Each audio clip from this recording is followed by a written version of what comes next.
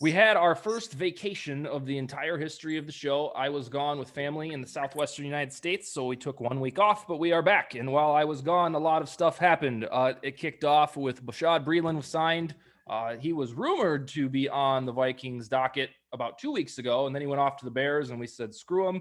But he came back, and now he will vie for a starting job. We also had Danielle Hunter, a little saga ended.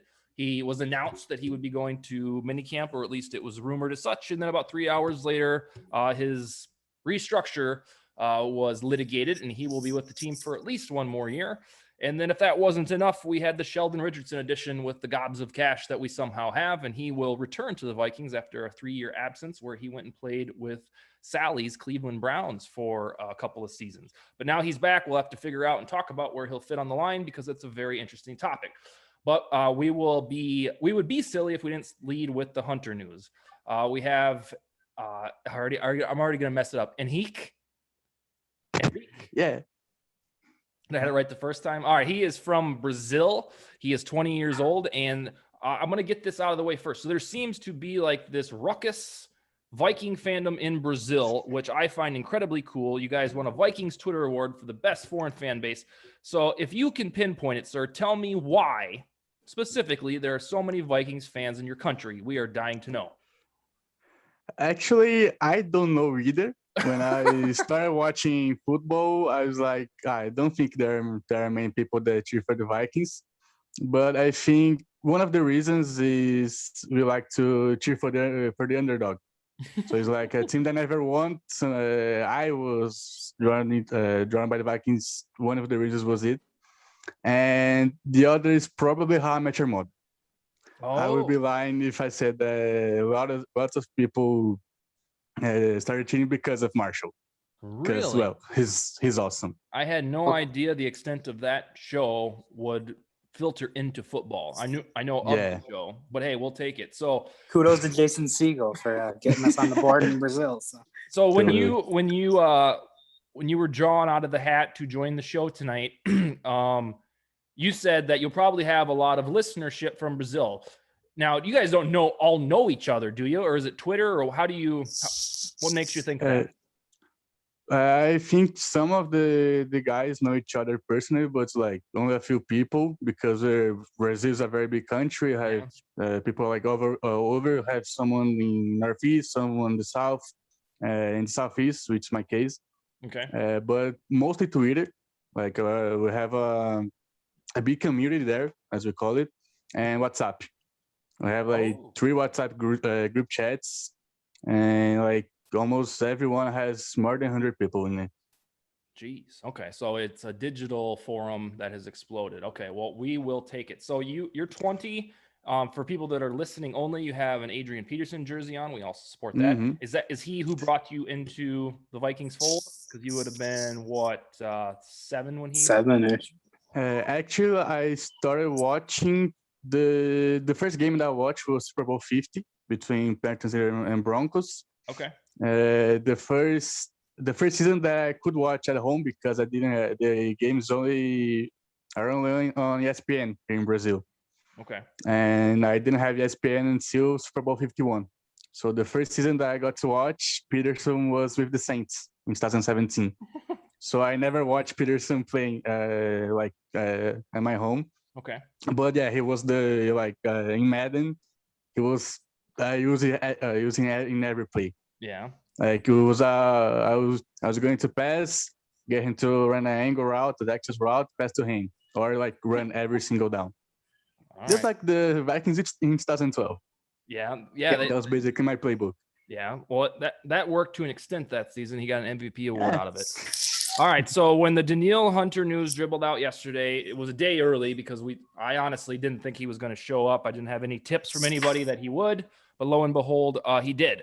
Was that relief for you? Was that elation? Do you think it was just pushing the conversation back till next spring? What were your emotions? I was very happy when I got the news because we saw what happened when he wasn't on the field last year. He got basically, I think he topped like 14 and a half sacks in 2019 and we have only 14 sacks the last year. So it was a huge addition. I don't think he would have played in 2021 without a reward contract. So yeah, I was real happy. Okay.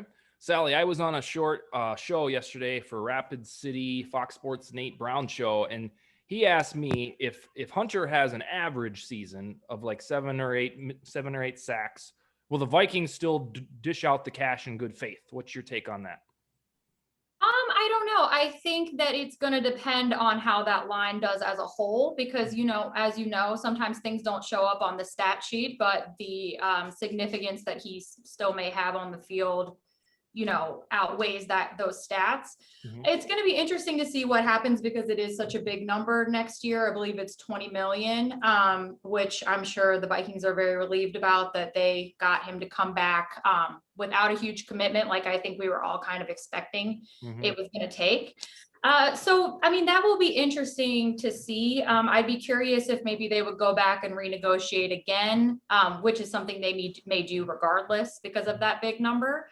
But I think Zimmer loves Danielle, and I think if one down year after an injury may happen, they're not going to necessarily cut him loose. Okay.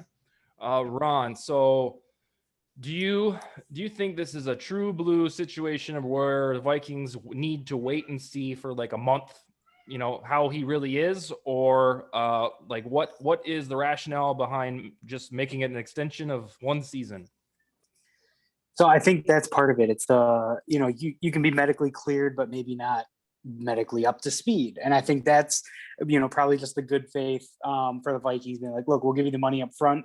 Let's see how it plays out over the first few weeks. See, because he's a player who he can get a lot of accolades, let's say, without getting sacks. Like there's so many metrics, whether it's pressures or, just watching him play, if he's causing an impact. So the sack number, he can come back with 5 sacks, but his impact would still be made. So I think as long as he looks like Danielle Hunter and he's running around and active and that neck's not lingering, then I think that it'll be a very quick and easy discussion. Like, here we go. You're healthy. We're happy to give you kind of more of what's in line with your talent. So we'll see what happens, because that'll ultimately be the biggest thing. Hopefully his neck is just A-okay.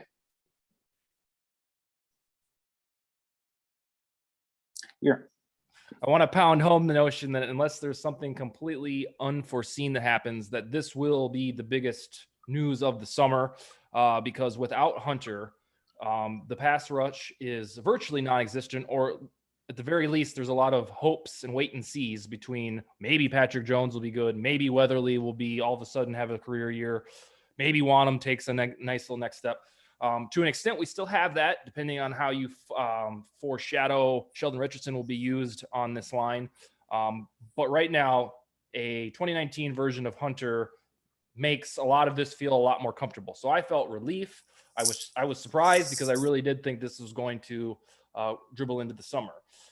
But on the Richardson news, we know him. He played here and had a pretty decent year in 2018. He recorded several pressures that we haven't seen since from the 3 technique spot. He played a bunch of snaps on the edge of the Browns line last year. He's not really built like a edge rusher. But Ron, do you think he is just another big man to pass rush on the inside of the line, or do you think that Zimmer will be creative with him? So I think it's a little bit of both. I mean, the first thing I thought of when, he officially kind of came back, this defensive line is Zimmer's wet dream. Like, just a bunch of bodies that you can rotate in, move around. We can give a lot of 3-4 looks with Hunter and even Barr on the edge. And then you can go with the 3 defensive tackles. You can even do a lot of 5-2 looks, which it just helps your run defense. And then you let Barr and Kendricks kind of man the middle of that D. So it's one of those where you look at it and there's so much you can do on paper.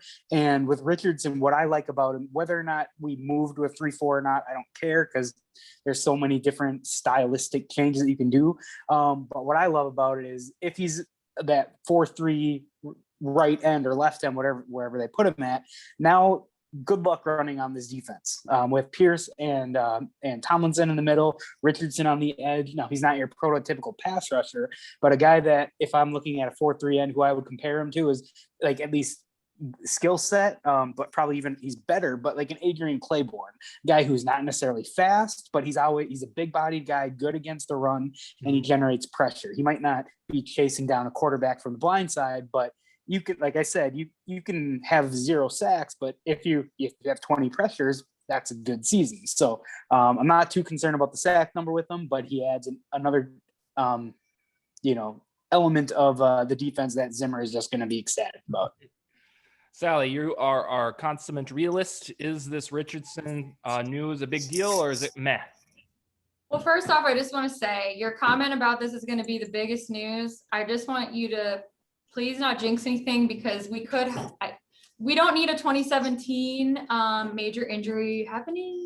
So that would definitely be bigger news. So please, let's not jinx anything. Correct. But honestly, you guys, I mean, if I think back to my first appearance on this show, I remember we were talking about our predictions for the team. And I remember Ron saying something like, we're going to come back with no injuries and it's going to be a fresh start for everyone. And I'm thinking, well, yeah, every team in the league can say that. And I said there weren't enough changes for me to believe that the defense was going to be improved. And I couldn't be more happy than I am. And then this week, I'm really surprised at how quickly this has all come together. So, yeah, I think it's a great move. We don't know right now how Pierce and Tomlinson are going to play together. And so I think it's great to have Sheldon there with that history with Zimmer. I think it also says a lot that he wanted to come back here and play for Zimmer, because I think that means he's very motivated to be successful under him. And I know we don't look at him as like a big pass rusher, but he did have 80 pressures in the last 2 years, which is like 13th in the league for his position. So yeah, I'm really happy about it. I mean, the defense has kind of transformed almost overnight. So. Yeah, I agree. Henrique, Richardson, when you heard the news, was that a point of jubilation, or do you think that we could have been better served with another edge rusher? I think the rookies we got in the draft can fill the edge 2 spot opposite Hunter. I really believe either Jones or Robinson can be really good NFL players, especially because, well, they have Hunter opposite them. Patterson, to me, is one of the best. He's the best D-line coach in the NFL. So I think we are set in this position. You guys also mentioned Warren and Weatherly. One of them can make a step up in their careers. But the Richardson sign, at first I didn't understand quite so much, because we have Michael Pierce, we have David Tomlinson. But then I was like, okay, he can be a good pass rusher and passing downs on the inside. So probably subbing Pierce out, because Tomlinson has a little bit more of a pass rush than Michael Pierce. Mm-hmm. And I also letting Sheldon Richardson play alongside him. But I also can see Richardson playing, and I don't know how much of that Zimmer will try to do, like he did with the Saints in the playoff game. Yeah. That he put Danielle and Everson inside to have a better pass rush. I think he'll try to do this, but using Sheldon Richardson in the place of Everson Griffin and putting Hunter inside also. But I think now it's a good sign, especially because he was really cheap, especially considering the contract he had in 2018, the contract the Browns gave him in 2019. And also I think Zimmer was really pissed after last Christmas. He don't want anyone rushing on this team. Yeah, I agree with you as well on that. My favorite thing about this signing may fly under the radar, but it's pretty commonsensical. So if Sally's fear comes to fruition, where something does happen injury-wise, we're getting to the point where on some levels of this defense, it's close to next man up. And we didn't have that last year. And arguably, we haven't really had that in the past few years. To an extent we have, but last year was pitiful. So let's say, for instance, something happens to Michael Pierce, where he's out for 3 or 4 weeks. Well, boom, we'll slide over Dalvin Tomlinson, and then you got your 3-tech already built in who wants to start as it is. And then on the cornerbacks, we've been on this roller coaster of cornerback stuff where we only had 2 coming in this offseason, then boom, we have 5. And well, and then one of them gets in trouble down in Texas, and then we're really skimpy again. Well, and then now we have like 3 dudes that I've never even heard of that we signed, plus Bleav this week. So I think the lesson learned was we can't just plug and play anybody. We have to have quality depth players. So with Richardson, if anybody in the interior of the line is hurt, then we have a nice little tilt-a-whirl where we can swing one in. So I'm encouraged by that. And I like Sheldon Richardson. I remember when he was drafted to the Jets, he was, pretty hot stuff. And he's been a very consistent player. He probably didn't deserve to be drafted. Was it 4th overall, Ron, that year, 2013? Something like him and Muhammad Wilkerson. I always get confused who was drafted where, but yeah, I think he was high. I think he was 4th. So he wasn't quite that good, but he's always consistent. His PFF grade is always in the 70s. So I welcome that back for the sheer fact that if something happens, we're not in doomsday scenario, at least on defense. To your point, like this year, it's kind of that next man up. If something goes down, last year it was like, oh shit, who's up? So, yeah. Oh, and that was one of the first biggest man things I've up ever been wasn't wrong that exciting. Exactly. That was one of the biggest things I've ever been wrong about with Vikings football was I trusted Zimmer last year that no matter who it was, the defense would be average, and they were not. And I was dead wrong on that. I admitted it over and over. Like when they came back after the bye week and then the Packer game started to look better, I was like, all right, maybe it took 2 months. But no, it would continuously regress. And it feels like a century since we've had a good defense, but it's only been a year. On the Bleav signing, that was, to me, was unexpected because with all of these camp body corners that I thought we were bringing in, like Ty Smith and Harry Nickerson, I think. Harry Nickerson. Yeah, I thought these dudes were going to be somebody that we'd lean on for CB4, CB5, and then Bleav out of the blue, who we're going to expect to start. So I will ask you, Henrique, will Bleav start week 1? Actually, that's one of my fears because I think Denzel had a really good rookie season, especially for some third round pick that played with no pass rush to help him, no veteran cornerback to help him, no off season, and actually he was great if we put the context in. And I really think having Pat Pete in training camp in the meetings will help him a lot. And I want him to start week 1 alongside Peterson. And like I think Bleav would, if I was Zimmer, it would be more like a depth player, someone that had a Super Bowl ring, knows what it takes to win a big game, knows what it takes to get to the big game. And of course, if something happens, like hopefully not an injury, but it's like one of the two gets tired, we have someone that can play. Mm-hmm. So I'm hoping that Bleav is more like a corner 3 to play like a insurance plan, a really good insurance plan, because it was also kind of cheap to what I was expecting of him.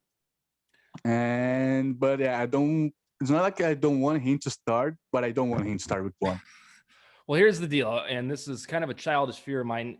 And you're on Twitter, sir, so you should recognize this. He's kind of combustible, his personality. So I'm fairly certain he's going to get his snaps. And if that if that's because he's combustible and loud, well, then that's just who he is. And I, too, would not want to see a backseat of Dantzler. But Bleav is a guy who's really started every step of the way. And I don't think that's by accident. So I trust Zimmer to figure this one out. We shall see if that pans out. Sally, what is your take on the Bleav edition? If you said you liked a lot of the depth, you probably liked that one, but elaborate, please. Well, of course, I like the depth, especially after what you mentioned we went through last year with cornerback. It is surprising, as you mentioned, given how deep that position is right now on the roster sheet. I do resent you a little bit that you kind of forced me to DM him and he didn't reply, but I guess he didn't know he was going to play here then. So now I'm going to have to try again. I gotta give the story to the people that are on Twitter. I do ask Sally to do my bidding sometimes because she's significantly more attractive than me. And so she's a better grab for guests. But here's the deal. I don't usually just send her blindly into men's DMs. Bashaud Bleav one night about a month ago said, I wish I could jump on a podcast right now. I looked around in my living room and said, I got like an hour and a half where I have to go to bed.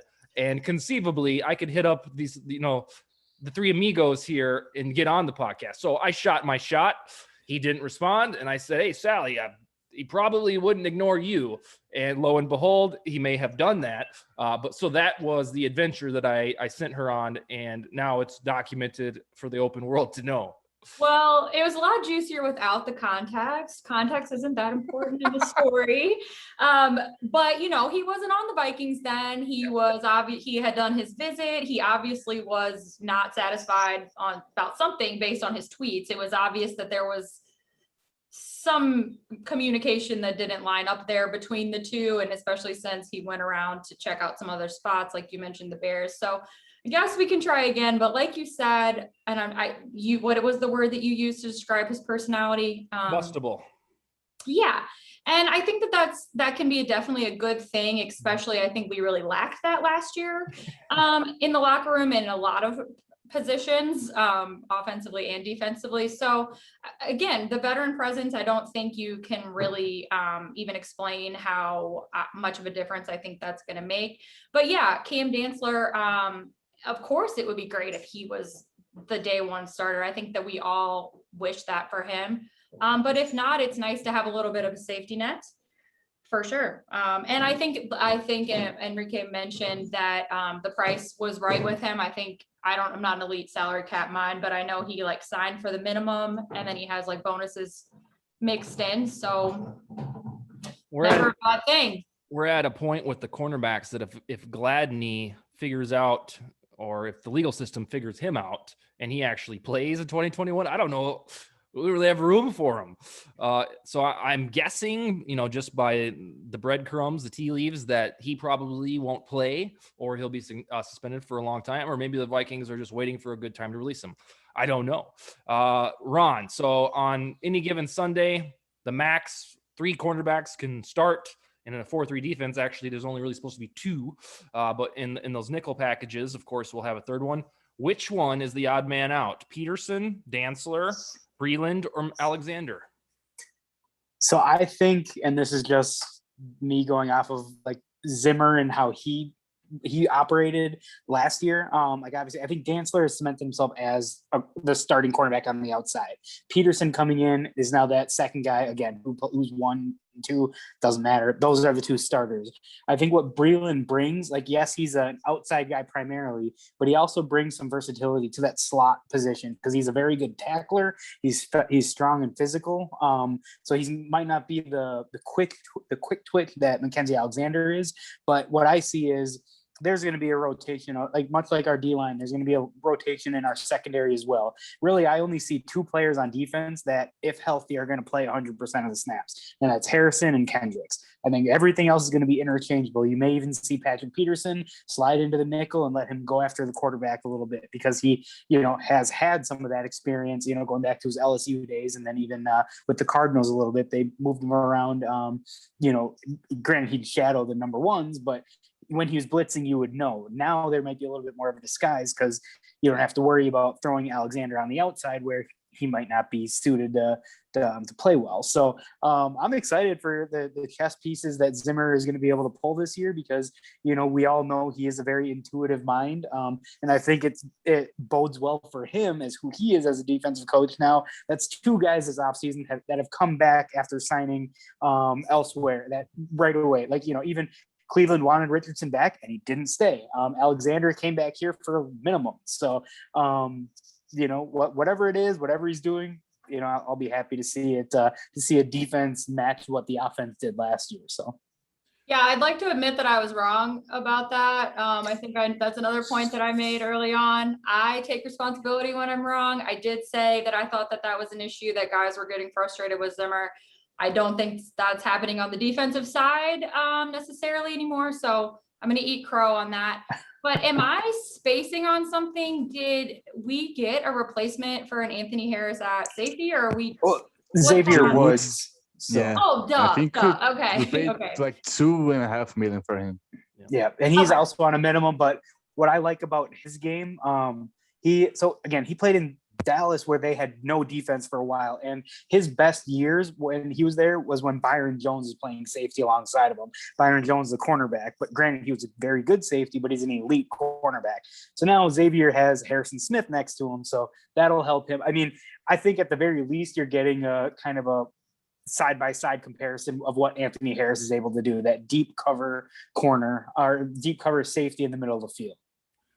Yeah, and I mean, it's so exciting to have all this depth on defense, but I mean, especially at corner, how many we have. Who knows if during training camp, heaven forbid, another team experiences some sort of injury or something. We really have a lot of leverage there, that maybe we can get future draft picks or a wide receiver 3, maybe.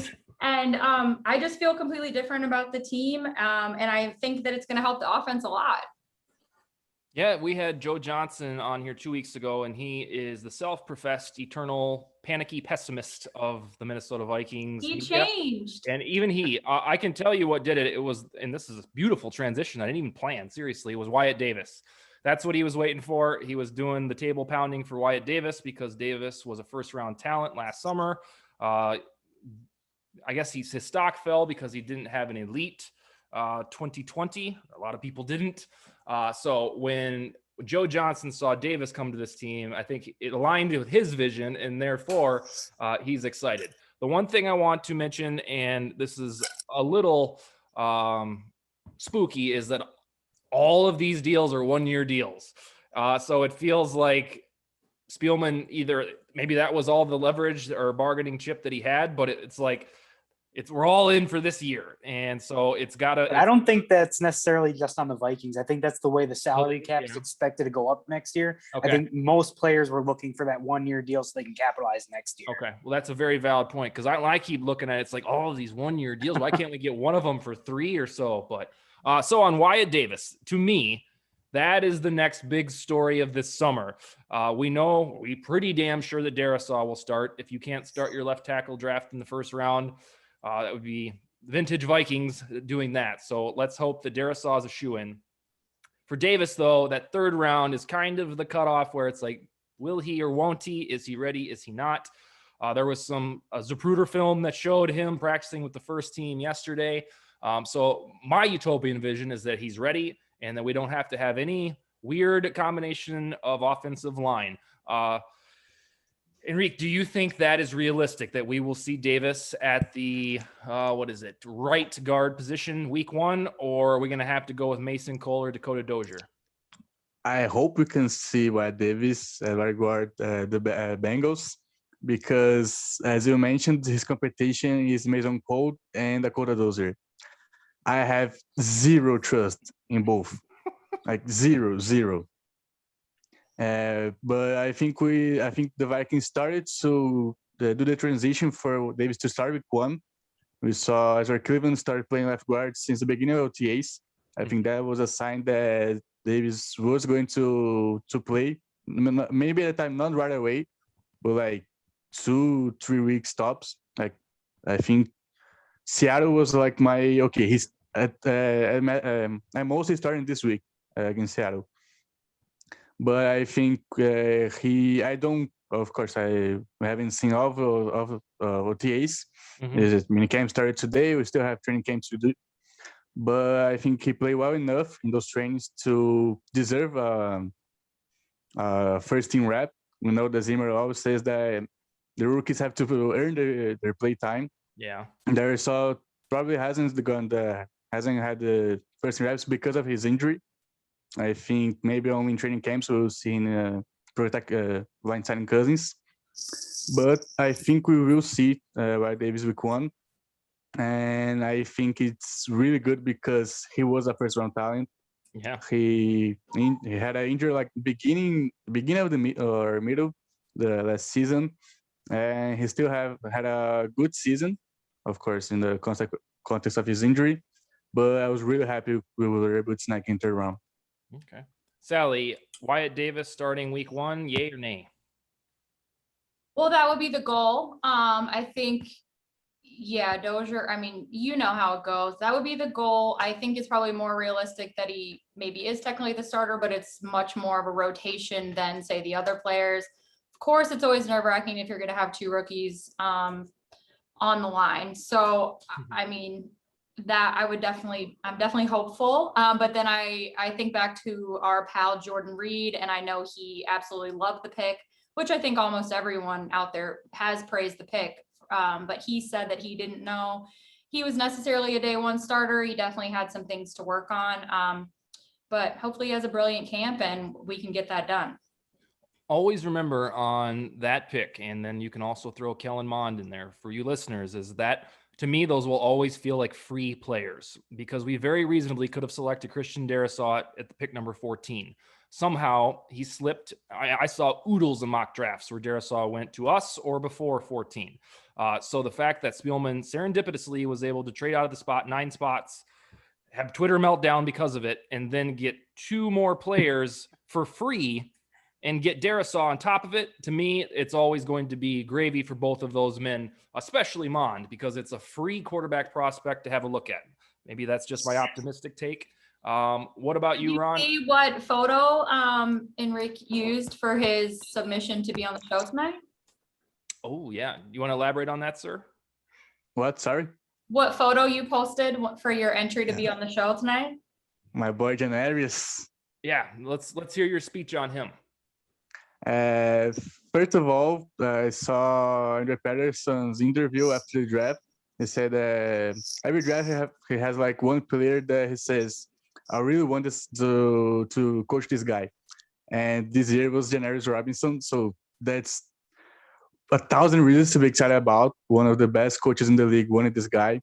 I think he has not like Danielle Hunter, but has a really similar body type of Hunter, like long arms. He's kind of slim, but I think he has huge untapped potential. I think he can reach here in Minnesota.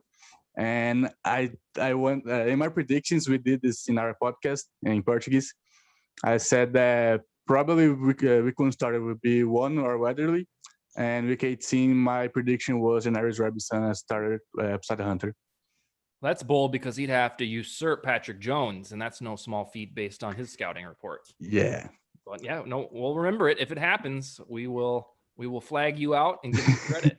We have this recorded, so we will. Yeah, you're right. Sally will actually chop it into a video, and then then you'll become famous. And Vikings. Absolutely. Nothing Ron, better than saying you're right on Vikings Twitter. Yeah. Ron, before we hand the show off to Sally and our lighthearted segment, give me your opinion. I know what you want to happen, but do you realistically think that Davis will start week 1, or we have to taper expectations? So I guess realistically, I think, I mean, and this isn't the Viking fan in me or what I would do, but realistically, I think, yes, I think he has the inside track to start week 1. Now, there's 2 ways to look at it. When we drafted Brian O'Neill was it 2nd or 3rd round, he was considered a project player, transition from the D line into the offensive line. So they didn't want to start him right away, and they kind of slowly brought him along. And then when Remmers just, was Mike Remmers, then they let O'Neill take over. I think with Davis, I think the difference is if he is healthy, and I think that was the biggest over the last few weeks of the I think it's an ankle injury that he's dealing with. I think if he's healthy, he clearly has the inside track, because like Sally said, like Ezra Cleveland is the left guard. Like they were anticipating keeping Wyatt Davis at his spot. Also, it's not like we have a plethora of options there. It's either Dozier or Drew Samia, who both of them are turnstiles and are just bad. So and I envision Mason Cole being that swing player for depth that you need. You need quality guys like that. Him and Rashad Hill, I think, are the perfect guys for the to round up the offensive line. So if healthy, I think Davis, the situation is different with him than it is with O'Neill, because he was so highly touted coming out of Ohio State. He was one of the top guards, returning for college, and he opted out, then opted back in, and then, played subpar. So, but someone who goes to a great school like that, who's been good for, like every year he was there, they were in national championship contention, and he was a starting guard. So he's not raw. He's not a project. If he's healthy enough, he's going to be the week 1 starter. On O'Neal as a project, the dedicated listeners will recall Jordan Reed said that too, that was one that he learned a lot from in his job, was that he perceived, in his heart of hearts, that O'Neal was a project player that wasn't ready. Well, he was ready. And I think a lot of us perceived O'Neal as that, and you just never know. It's kind of what I have my internal feelings about Mond. So, for instance, when Dak Prescott was drafted, he wasn't supposed to take over for Romo in the preseason. He wasn't supposed to be that good. He was supposed to be like Mond, like down the road when Romo transitions out, we'll see what this Prescott character has. Well, Romo never played again. So I will be very curious until we see what Mond really is. Maybe he is ready. Maybe all of these reports, he's not very accurate. Maybe when the bright lights turned on, like McKinney has said, maybe he is a stud. So because he's on our team, I'm very curious as to if he has it. I know because of Cousins' contract, I'll have to wait to find that out, but I'm prepared to do that. Speaking of McKinney, he's never missed a show. He said he was going to be late tonight. That's why you haven't heard him chime in. I haven't seen him yet. But I want to promise to you, Henrique, if he doesn't show up tonight, we'll have you back on an August show with McKinney, because it's a raw deal. We have you on with one of our Vikings legends, and then he doesn't show up. So you'll be able to hold me to that. Now, he got us to it would be an honor. today.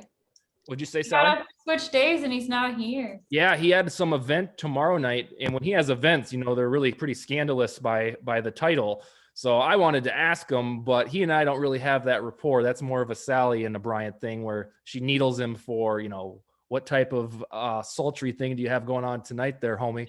And I know, I got he it. usually blushes, and, he gets that big smile, and he's like, it ain't no thing. He's very shy. I'm very surprised about that. Yeah, At least it is. for That is me. weird. I think don't one of my know. favorite Bryant moments was when he had to be all quiet about a month ago, and it sounded like he was talking like Barry White the whole podcast, when he was all like, yeah, I think that I think Darisaw has a lot, and it was just out of character for him. It was Him in Colombia. yeah, that was the one. But then he loved talking to Christian. Like, that was so cool. Yeah.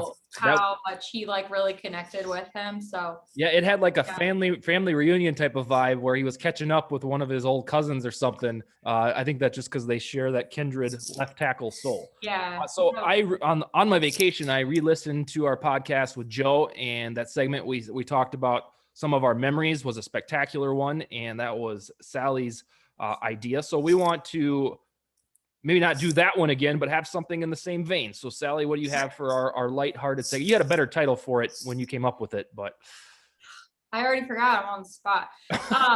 But okay, I know I keep going back on things. With the Kellen thing, I think it's very interesting that we are out of this Danielle talking point that we thought was going to be our storyline of controversy, and you threw in the Kellen thing, which I didn't necessarily see coming. So.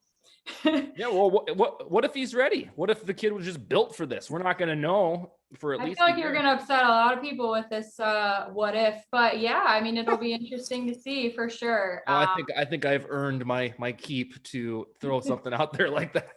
No, I agree.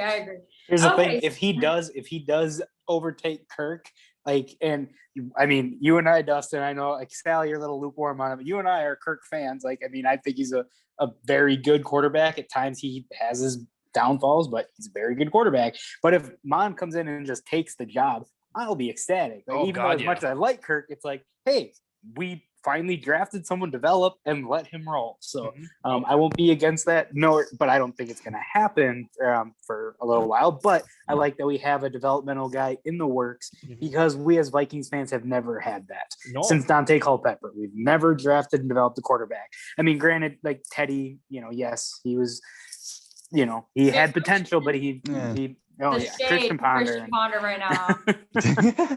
Hope he's not listening. Well, okay, let me rephrase that we've never drafted and developed a quarterback while we've had someone competent available. Yeah, we have a knee-jerk reaction. Oh, Tavares Jackson over Brad Johnson or whatever. We have now a legit starter, and we have a guy that we can groom. So, we never have, kind of like what they have in Green Bay a little bit. Just kidding. Sorry, taking jokes. We've never, at least in my lifetime, had this sunset scenario where it's gravy if Cousins brings to fruition what I believe he can, but if he just doesn't get it done and we go 7-10, then it's time for Mon. So, but yeah, it's such for me, really foreign territory because I started watching when it was go find the best 37-year-old and hope that he brings his prime back. Yeah, for sure. I think we all have trauma associated with that. But before we move on to the next thing, I wanted to ask you guys earlier, are any of these cornerbacks that we talked about with the depth, do you think any of them have special teams potential? Because who are we looking at right now for returns and stuff like I that? think Emir or Wango are two rookies. The new running back. Yeah. Yeah. But didn't he say something like, "I've never caught a punt or a kick"? It was either or. Perfect. You can only do one. Well, they both like the running back, and I'm not gonna even try to pronounce his name. He was strictly a return guy at Iowa State, and Amir, I remember he returned, I think it was a punt to break the Iowa or touchdown record or something that he had, like, and it was on a punt that he needed to get it, and he did. So I mean, I think the running back is strictly, he's going to be your kick returner and punt return, whether it's BB or, you know, if you need a big return, Patrick Peterson's going to be a guy that you can see go back there because of his pedigree there. So Okay. all you need to do is not KJ Osborne and face mask, drop it. You just need someone to catch it on a punt. So kick return's a little different, but I didn't know we would consider Patrick Peterson for that given the circumstances, but that's I think just as a safe option, or if you need a big play, If you not a regular one. If you see him back there returning punts, that will have meant that shit went wrong in the first half. Yeah, probably. all right. So let's chit chat. Henrique, I'm sorry if this doesn't apply to you since, you know, you don't really have access to a lot of jerseys, but I'm curious for you guys, what is your favorite jersey that you've purchased that really worked out for you? And then what is one that you have big regrets about? Ooh, and Henrique, do you want to take that one or not? Okay. I think my favorite one, of course, is the Pearson jersey. It was my first one. I don't want to tell the one that went bad because you will all probably kill me along with all Vikings fans, because first let me explain. I know didn't it's know coming. when I bought it. I didn't know the Vikings and Saints had a rivalry. I didn't know because like I started watching 2016, 17, and like the 2009 season is not like talk too much about it here. So I bought it's the only original jersey that I have. It's a Breeze jersey. I have it here in my closet. Yeah. And it's also and also the soccer team that I cheer is Santos, which translates to Saints. So in the beginning I like Saints. It was a team like, oh okay, the name is similar, so like let me like watch the games. And I really like Drew Brees as a quarterback. As a person, not so much, but as a quarterback, he was a damn good quarterback. So I bought his jersey, and I don't use that much now. But yeah, it was. I don't have any regrets because I also like the jersey; it's beautiful. But I will probably, if I could gain the money back, I will buy like a Vikings jersey. Okay, fair Well, that's all that matters. Ron, what's yours? So, okay, I may catch hell from a lot of Vikings fans myself on this because I'm not going with a Vikings jersey as my favorite one. And I really wish McKinney was on for this because I think I get some brownie points with him. It's my Sean Taylor jersey because I happened to buy it. I happened to buy it a week before he was shot.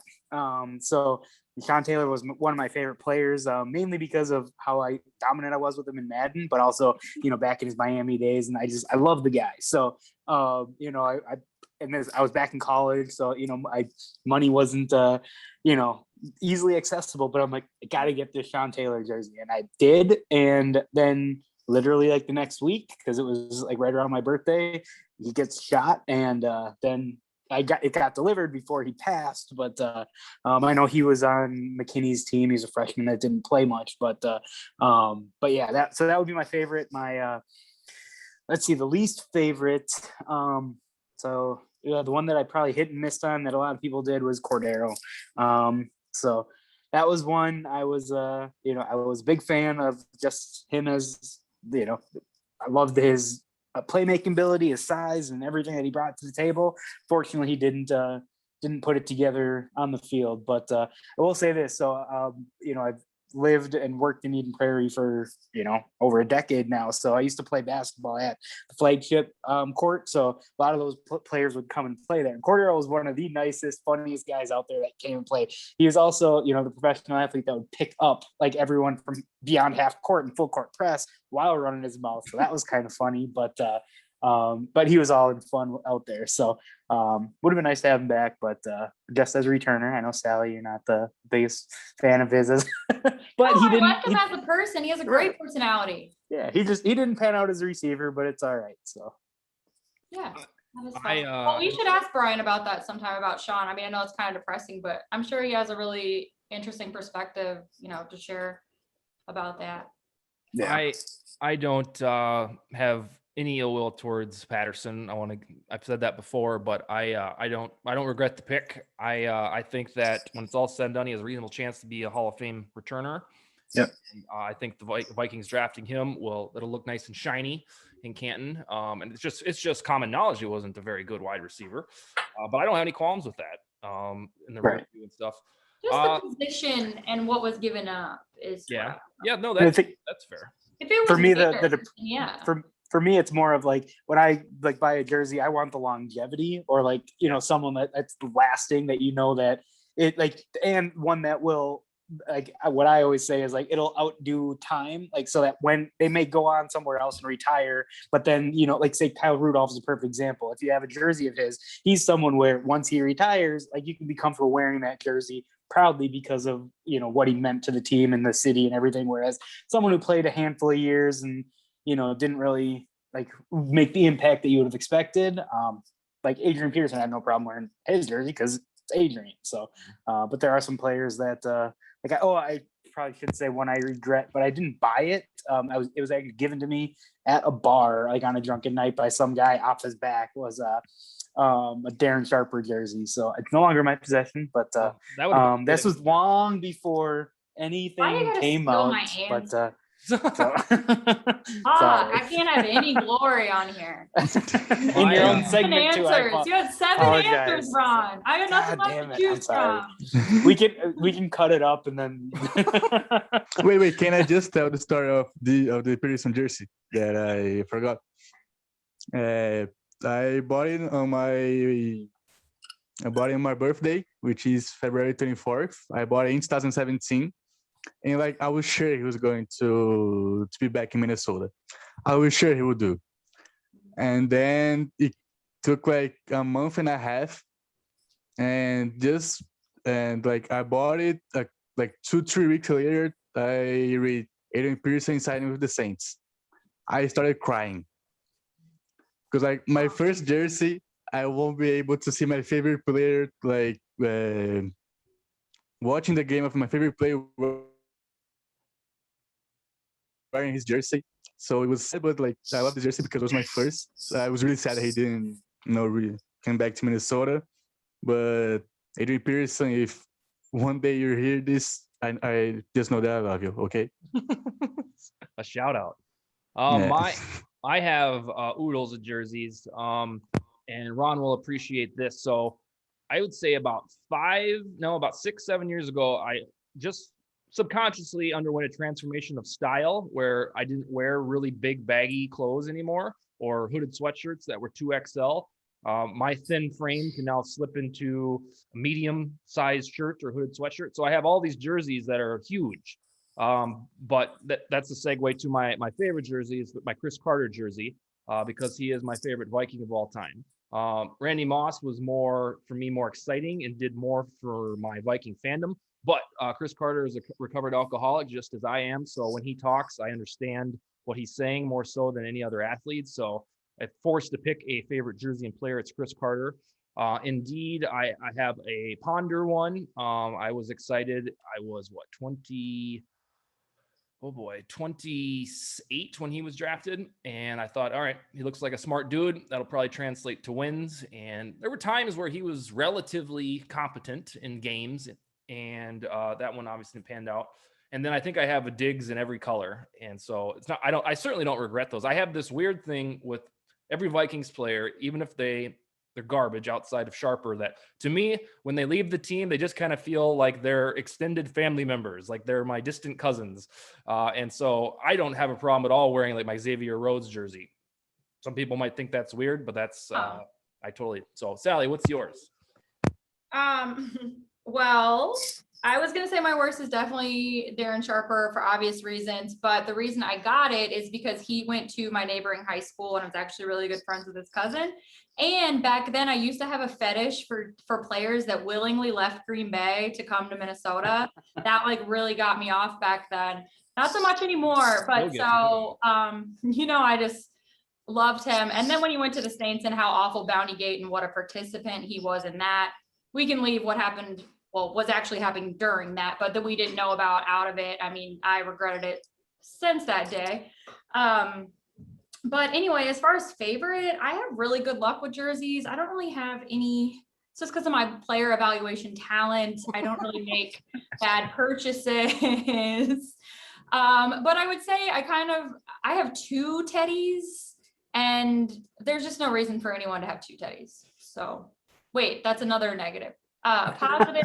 Oh, Anthony Barr. Anthony Barr would be my favorite because I get to wear it. I wore it in 2017 to Lambeau for that game that it was actually a shutout and it was a primetime game. So they were all lit up and they were very upset that I was wearing that jersey. So that's my best memory in a jersey for sure. Okay. Yeah. What's your, Sally, I'm curious, as the female on the panel, what's your criteria? Will you buy a rookie jersey or do you have to wait, or do you have a set parameter?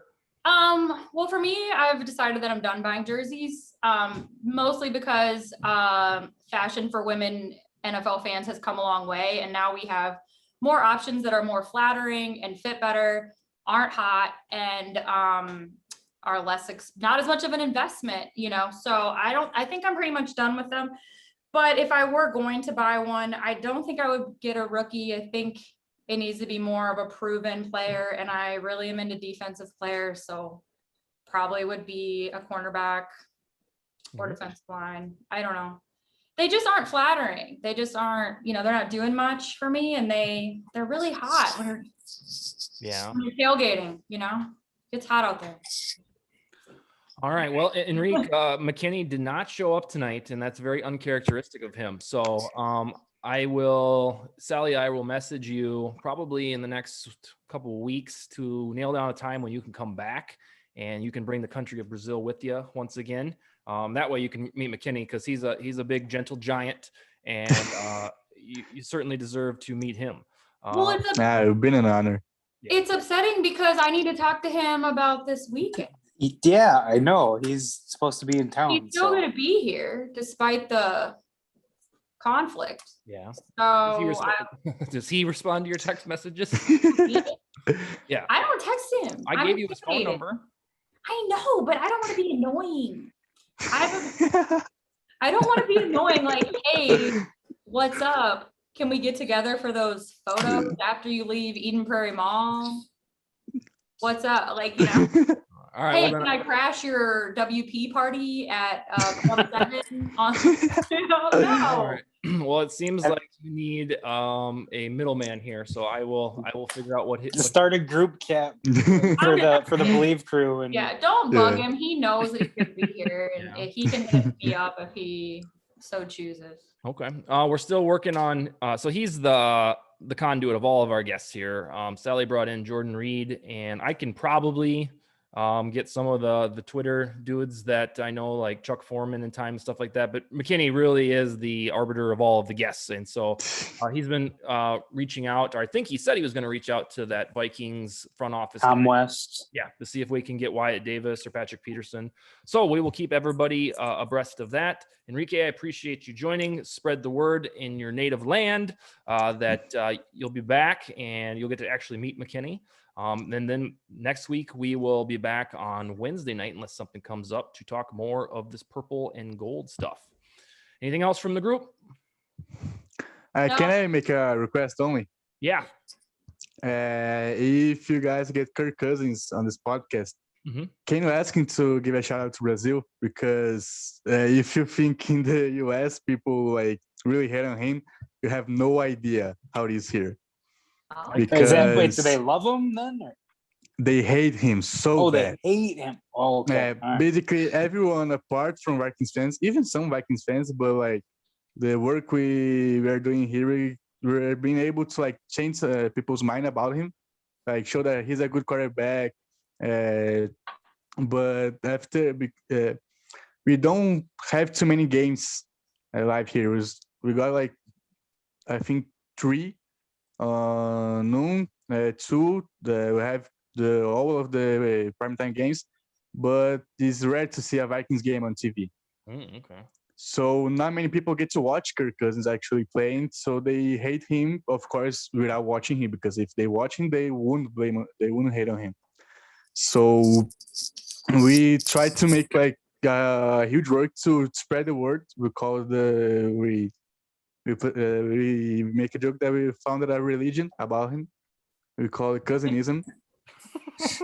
They have that in Green Bay too, I think. We are spreading the word. So I wonder if your countrymen hate him if they hate me as well. I wonder if I have a suspect reputation down there. No, actually, you are well known in the Vikings group chats. Yeah, we're well known. That's cool. And most of us like you because you defend Cousins as well. Like I said, most of the hate comes from people that aren't Vikings fans. Okay. So they don't watch and like they keep saying that their car is better than Cousins, got up is better than Cousins, like these kind of things. And we laughed or we tried to like say no, you have like just Cousins simply better.